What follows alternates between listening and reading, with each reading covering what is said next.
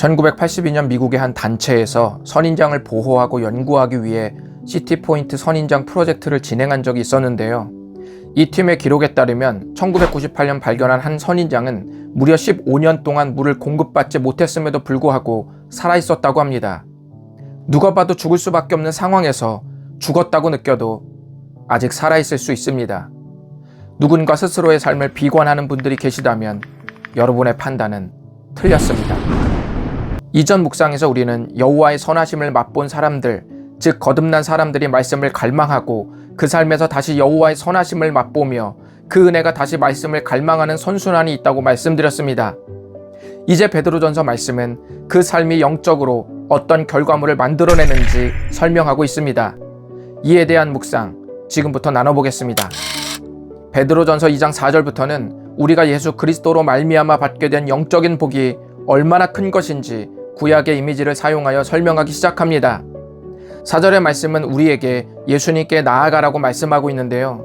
예수께 나아가라는 표현은 구약 성경에서 하나님의 말씀을 듣거나 제물을 드리기 위해 하나님께 나아갈 때 사용하는 표현이었습니다.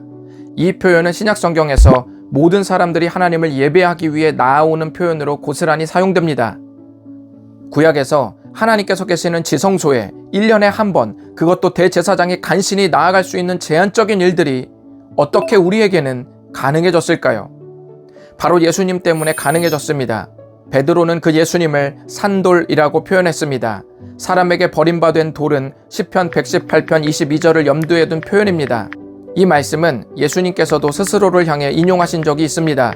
즉 예수님은 자신의 죽음으로 성전을 세우셨기에 구약의 건물 성전과는 비교할 수 없는 새로운 성전이자 주춧돌이 되신 것입니다. 사람들은 이 돌을 쓸모없다고 거부했지만 하나님은 그 돌을 택하셨습니다. 이 메시지는 소아시아 그리스도인들의 현재 삶에 그대로 이입되었습니다. 왜냐하면 신앙 때문에 부당하게 거부당하는 현실에서 하나님은 그들을 반드시 택하실 것이라는 약속으로 와닿았기 때문입니다. 스스로의 삶을 비관할 위기에 놓였지만 이 말씀을 통해 자기들의 판단이 틀렸다는 것을 재확인할 수 있었습니다. 놀라운 사실은 이제 이 그리스도로 비유한 산돌을 그리스도인에게까지 적용하고 있다는 것입니다. 하나님은 우리가 산돌들이 되어서 신령한 집으로 세워지고 있다고 말씀하십니다. 그뿐만 아니라 우리가 신령한 집, 즉 성전이자 거룩한 제사를 드리는 제사장이 되었다고 말씀합니다. 우리는 더 이상 건물 성전의 재료로서 지어지고 있지 않기에 물리적인 금이나 보석들로 꾸며질 수 없고 짐승을 제사로 바칠 수도 없습니다. 그렇다면 신령한 제사는 무엇을 말할까요? 성경학자 웨인 그루뎀은 우리가 드릴 제사를 신약 성경 말씀에 근거하여 4가지로 소개했습니다.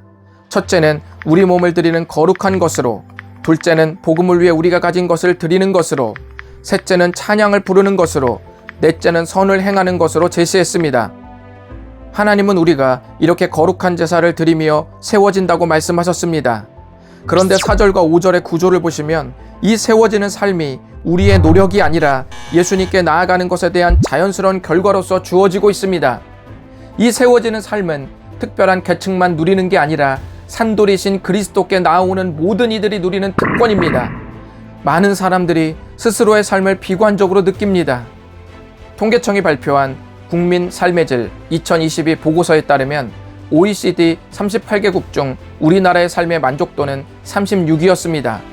튀르키예와 콜롬비아를 제외하면 최하위입니다. 가슴 아픈 현실이죠. 혹시 여러분도 그러신가요? 그렇다면 그리스도께 나아오는 것부터 다시 시작해 보시면 어떨까요? 인생을 살면서 드는 이런저런 갈등과 고난이 주는 정서를 이길 수 있는 유일한 길은 그리스도께 나아오는 것입니다. 그 결단이 여러분의 삶을 신령한 제사로 만들 것입니다. 보라, 내가 택한 보배로운 모퉁이 돌을 시온에 두노니 그를 믿는 자는 부끄러움을 당하지 아니하리라.